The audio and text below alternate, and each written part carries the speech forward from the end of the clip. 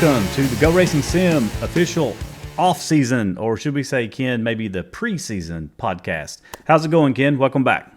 Hey, thanks, Kevin. It was a great holiday season. Glad to be back with you again and looking forward to our Season 2 coming up here just around the corner. Right, and I'm officially labeling this our GT3 Season 1 for 2023. And I say that because we're going to run multiple seasons this year, right? Probably 3 full seasons of 12 weeks each. And then we also have the official IMSA season built into that we'll talk about again here in a minute. But yeah, so this is our 2023 GT3 Season 1 for GoRacing Sim. And I'm super excited. We've had a pretty busy off season, haven't we, Ken? Yeah, it has. We've had some great recruitment races. We got a few new members and memories with some older members that get some nice practice time in with us. Yeah, and you know what? That's a great segue. I'll go ahead and quickly talk about some of the new members. Now, you know, we've been running these sort of just for fun races where we're doing them on Tuesdays and Thursdays. We're also trying to use them as a chance to recruit a few more members because, you know, we have lost a few from last season, and, you know, we do want to grow the league as well. So we've had several people sign up. Now, I'm going to read off the names. Just because I read them off doesn't mean they're going to show up. As we learned last season, just because people signed up does not mean they're definitely going to be there, right, Ken? We want them to be there, though. We absolutely do. So here's the list of names, and sorry if I mess up your name here, but we have Chris Miller, Chris Payne, Ethan Awning, Paul Bracken. I'm sorry, Paul Bracken. I can't read my own handwriting here. Grumpy. Grumpy. That's right. Daryl Flanagan, Bryant Ward, Austin Ward, Eddie Jones, or the Raging Cajun, as some people know him as, and Mike Wright. So that's the list of new members as of now. I would say out of that list, at least 5 of them have already jumped into our Discord, and some of them have been racing with us a little bit during the off season, right, Ken? Yeah, and then some of them are very, very competitive, and the other ones got their feet wet, understood what the league is about, and we're having a bunch of fun. Yep. So like I said, hopefully they'll all show up, but you know, if last season's any kind of sign, it's definitely going to be probably, you know, maybe half of those that will actually make it. Hopefully they all make it. We want them all to make it. My goal is to have a steady 20 drivers per race. That's my ultimate goal. But, you know, last season we, 12 to 15. And, you know, even though it wasn't a super packed field on these road courses, it still feels pretty packed. It gets busy out there sometimes, mainly the first couple laps. Yeah, once we get stretched out, you're still racing the racetrack. Yeah, you're racing the guy next to you, but the racetrack is the thing to beat. So we're going to use this podcast just to do an overview of the upcoming season. We're going to talk about some changes. We're going to talk about some of our sponsors and our special awards that we're going to be giving out. And, you know, basically hopefully answer any potential questions that might be out there. And this doesn't mean this is the end. There are some other things we're still talking about, maybe implementing. We've had a couple of suggestions on some other potential kind of contests we can add to it. So if you've put out some suggestions and we don't mention them here, doesn't mean we're not doing them. These are just the things that we're definitely solid on going forward. Starting off with the schedule. I know we've talked about the schedule in the last couple podcasts, Ken, but just real quick, I'll put it back up here. It's on the screen for everybody to see if you're watching the video. I have not really changed it since what we put up there in the last podcast. So, you know, we're starting off at Daytona, which is also an official IMSA scheduled race. Then we're going to Barber Motorsports, Lime Rock, Road America, Detroit, Okayama, Sonoma, Sebring, Red Bull Ring, Laguna Seca, VIR, and then ending it at Long Beach. So that's your 12 races. Just like last year, we're going to race 12, but we're only going to count your top 10 races. So by default, the system will drop your lowest 2 races. Now, one thing that I did make a change, hopefully it works, is that once we get past the 10th race of the season and we say we complete the 11th race, the system should automatically drop your lowest race at that point. So once we get past the minimum, it will only show what your score is for the minimum. So technically speaking, going into week 12, you should have a decent idea where you stand without having to do too much calculations. Yes, and out of those 12 races, 2 of the races, one at Sebring, one at Long Beach, they'll be 80 minutes in length instead of the 60 minutes for all the other races. That's correct. Seeing those are the IMSA scheduled races. Right. There's actually 3 of the IMSA scheduled races. We have the Daytona Road as well, which is happening right before we start our season. But we're not doing that one as our endurance race because a lot of people, including you and I, will have spent so much time the 2 weeks prior at that track that we just don't think we need another endurance race there. Exactly. Now, the thing to point out for this year, last season I think was great. Last season we were getting our feet wet. We're really feeling out what we want to do. Now we're looking at the whole year, right? How are we going to do this for the whole year? So we're going to do 12-week seasons with 2 off weeks between seasons. So you'll be 12 weeks on, 2 weeks off, then another set of 12 weeks, and then 2 weeks off. And during that, we're doing our own scheduling, but we're also intermingling the actual IMSA official races that IMSA series is actually racing.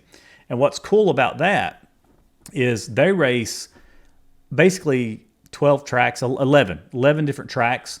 We're going to tally those races up as a separate kind of championship.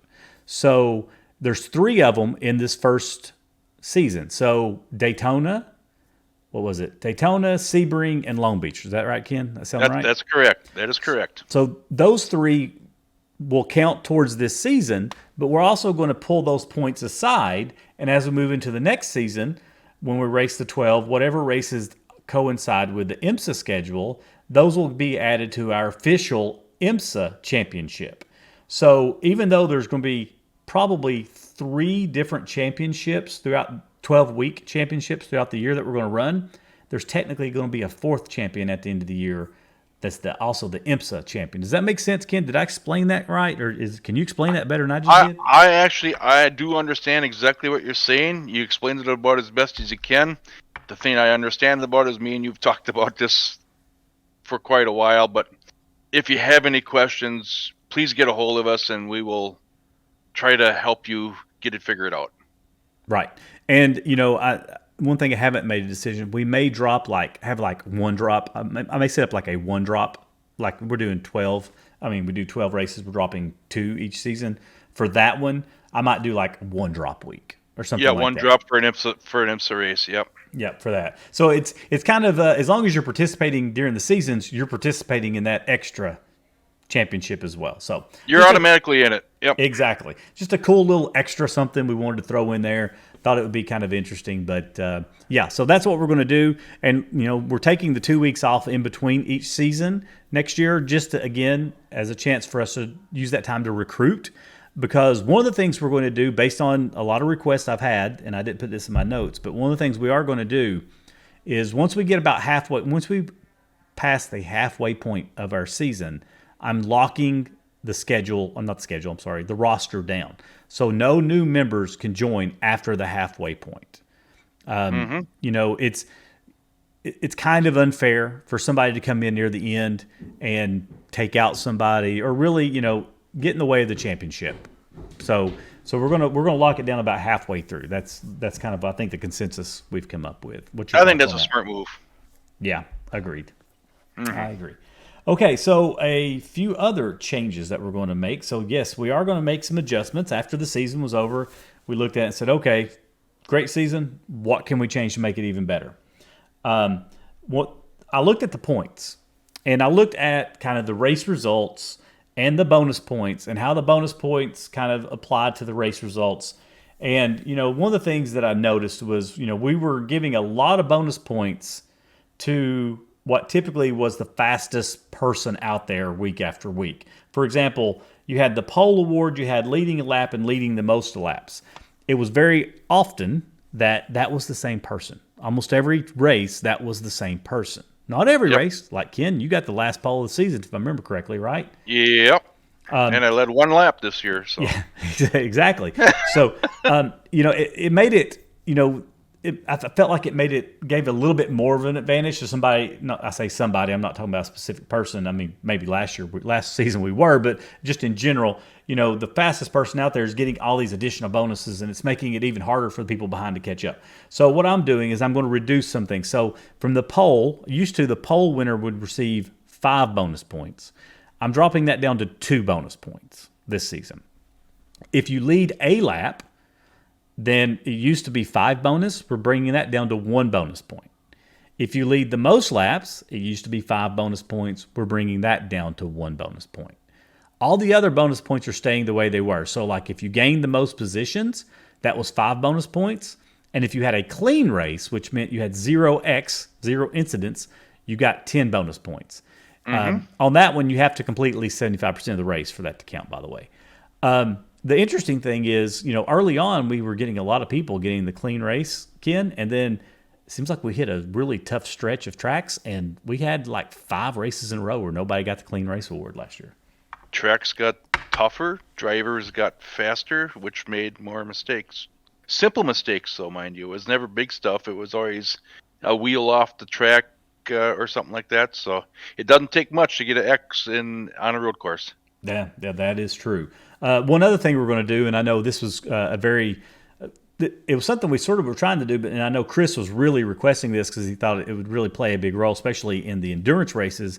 And that was, so we were using the high downforce sprint setup. That was our fixed setup.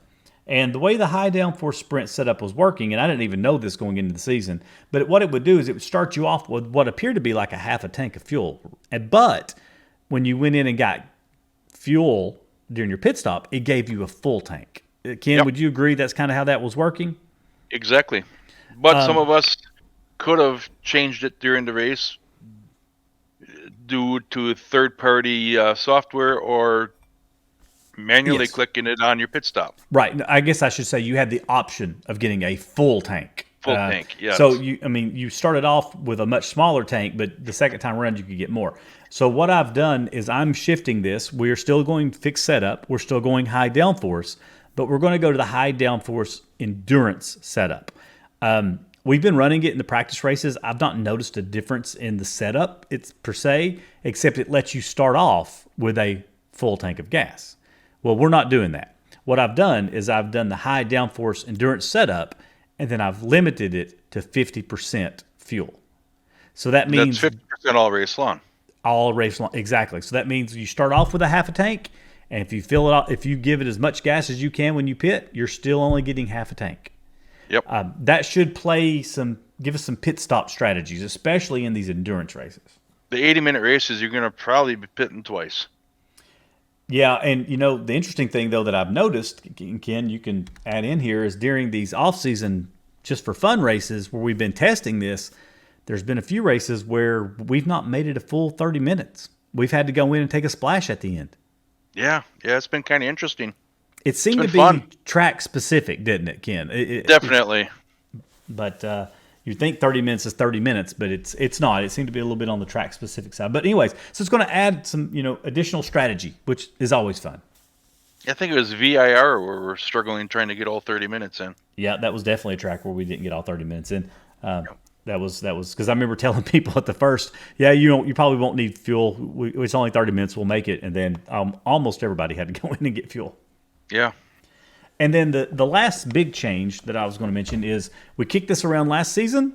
It's going to be officially happening this season, and that is we're going to include within the 12-week championship we got the individual champion, but we're also now bringing in the team championship. And we're doing that. We didn't do it last season, even though we wanted to, because everybody was getting to know each other, right? Now, a lot of us know each other. And, I know for a fact we've already got 2 teams ready to go. And I felt like all we needed is a minimum of 3 teams to make it something kind of interesting to watch. I don't think we'll have a problem getting that 3rd team put together. But no, there'll probably be more than 3. Probably be 4 or 5 by the time season starts. Hopefully. And, the winner of the season last year, Michael Blackner, received a trophy, a really nice trophy. And what we'll probably do going forward is the winner still will receive a trophy. Maybe not as nice because I'm going to have to share the funds across. But then we'll also give some kind of award to the team, right? Whether it's medallions or something. We'll give something to the team. Now, just real quick, how that's going to work. Teams can be made up as few as 2 drivers and as many as 4. So the minimum's 2, the maximum's 4. But at the end of every race, only the highest finisher of the team and the lowest finisher of the team's points will count towards their total points for that race. right? So, Mm-hmm. if Ken, you and I and somebody else are on a team and you finish first and I finish last, we're basically dropping that middle person's points. Right.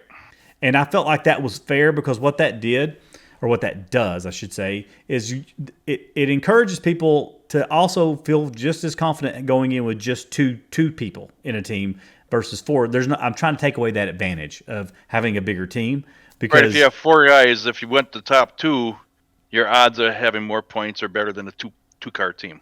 right, and you can't do just the combined of 4 and against another team that's only got 2, right? That's not fair either. Right. So as I was thinking about it, I thought this makes the most sense. We'll put that out there, and I think that's how we're going to do it. So yeah, we're gonna officially do that, and at some point I'll have a place for people to sign up for their teams. I need to figure out how I want to do that, but we'll do a quick team sign up. I'll add that to our website so we can see the teams. I'll have to manually track the points, but I'll put those up there. But again, just something fun that we can do to give. You might not be the fastest person out there, but you could contribute to your team. Exactly. Now, I do want to discourage, but I'm not preventing, but I would like to discourage one thing here, Ken. Fully loaded teams? Yeah. I would like to nicely ask that, the 3 fastest drivers not make a team, right? Right. Now, some people are coming in fresh. We don't know if they're fast or not, and that's fine. But we do know certain people in our league are fast. Now, I would like to ask that, the top 3 finishers from last season don't create their own team. But anyways, anything you want to add to that, Ken? Nope. Everything sounds good. Let's go. Let's carry on. You're doing great. Okay. Now, we do have some awards that we're going to go ahead and start off the season with. I would love, last season, the league members came up with some great ideas for awards. And as I've mentioned, this league is 100% free. You don't have to pay anything to race in it. I'm not asking anybody for any funds, but people do want to help. So what they're doing is they were donating to these awards. And I think that's a great idea. That way, it's totally optional, and anything that people put in that way goes back to the drivers, right? I mean, it's a great thing. So we are starting off. We do have a new pole award that we're rolling out this year. It's called the Blackner Designs Pole Award, and I'll share the logo here on the screen as well as a link to the Blackner Designs Facebook page where you can go. And basically, what this is Michael Blackner has a small business where he designs paint schemes. So if anybody in the league wants a custom paint job, which I may be reaching out to Michael for this, he's doing that. He's putting these together, and what he's doing is for every race, the pole winner will receive $2 in iRacing credit, and at the end of the season, whoever has the most poles will receive $10 in iRacing credit. If there's a tie between 2 people, then they'll split the $10. Awesome. So easy to track, right? That's going to be an easy one to track and keep an eye on. So that's a nice little one. Thanks, Michael. Appreciate it. I said little one. I don't mean it's a little one. It's a nice addition, is what I should say. We're also still going to have the Safe Driver Award, but this season it's going to have a totally different sponsor. The Safe Driver Award is going to be for the driver at the end of the season after the 2 drop races are removed. So basically after the 10 races, the driver with the lowest, what are we looking at, Ken? IPL, right? IPL, that's correct. So would you like to explain to everybody what this is? IPL is incidents per lap. So if you run a lot of laps, you can have actually a couple more incidents than somebody who runs few laps. So you're better off running more laps, stay in a race longer instead of dropping out right away. Get your car fixed, get back on the racetrack. That will help your IPL. Exactly. So last season we did it incidents per race, right? Yep. So every race counted the same. So, if somebody got into a little fender bender or had some damage halfway through the race, a lot of times they would just pull out, right? There's damage too much. We want to encourage people to turn as many laps as possible. So we're going to use incidents per laps instead this time. And what that basically means is if you get into an incident and you do have damage, we're encouraging you to get it fixed and go out and turn more laps during the race, right? Yep. So that's what we probably should have went that route the first time. Didn't really think about it. But anyway, so it's a $40 iRacing credit. And this season, it's sponsored by coffeeandglittermom.com, which is a really cool website where you can go. I can tell you this, my wife has been there many times and has ordered multiple things from this site already. But where you can go and get some tumblers, water bottles, cans, clothing, all have really cool sayings. You can get custom versions of these as well as and accessories. A good place to go to get things for your wife, for yourself even, or for your kids. But I encourage everybody to check it out. It's coffeeandglittermom.com. I'll put the link down in the description here so everybody can go there. And they're going to sponsor this for us this season. Thank you. Yep. And Ken, did you have something you were wanting to put out there as well? Yes, I am going to give out a $50 Amazon card to the person who competes and completes the most laps in our season 1. Now, when you say most laps, does that mean all 12 races or just 10?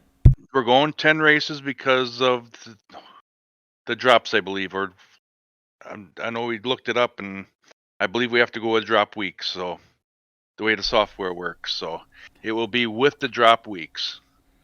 Yeah, I will need to do a double check. Here's how this is going to work. If the system, when the tool, it does show at the end of the season the total number of laps, but it's also showing the points for if you dropped your 2 lowest.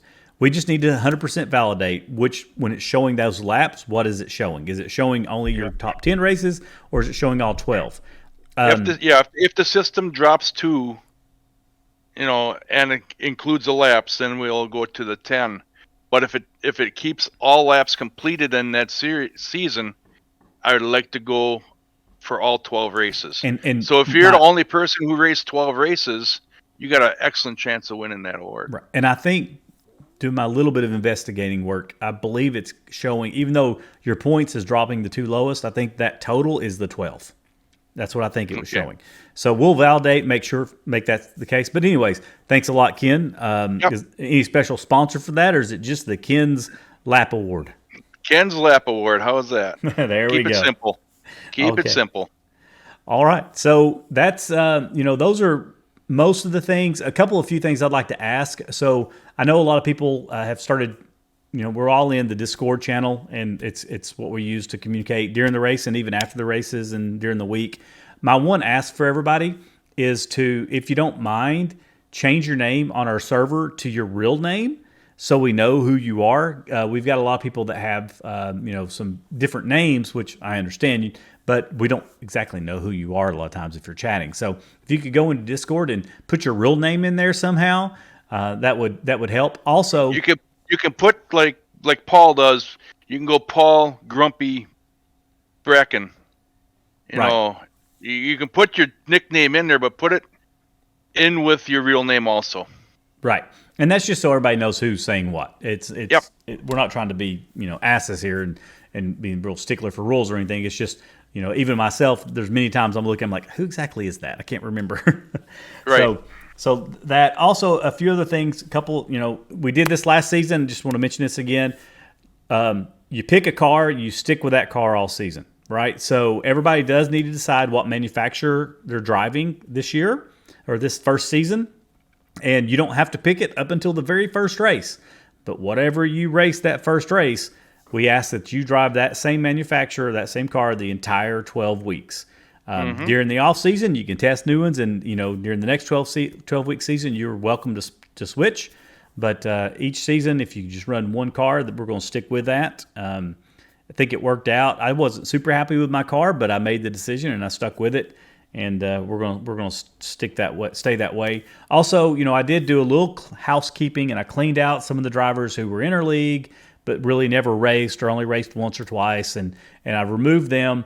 And so that did free up some car numbers, especially if you're a new driver.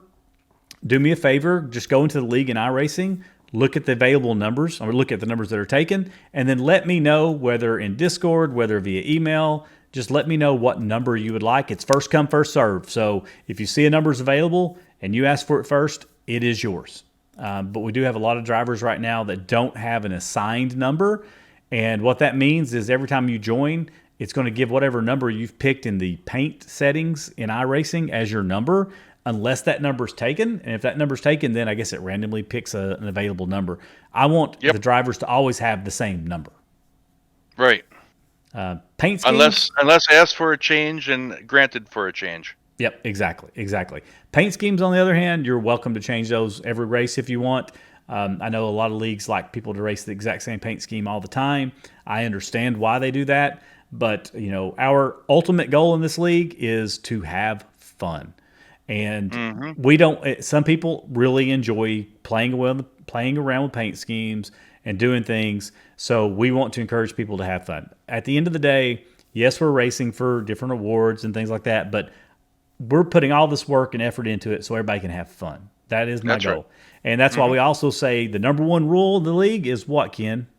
No assholes. No assholes. So if you come into the league, especially if you're one of the new drivers, we have several, one thing to keep in mind is if you get into an incident with somebody and you've got a nasty remark you would love to say to them, don't push your damn button. You can say all you want as long as you don't push the button. But if you push the button and say it and everybody hears it, that's going to be a quick way to get kicked out of the league.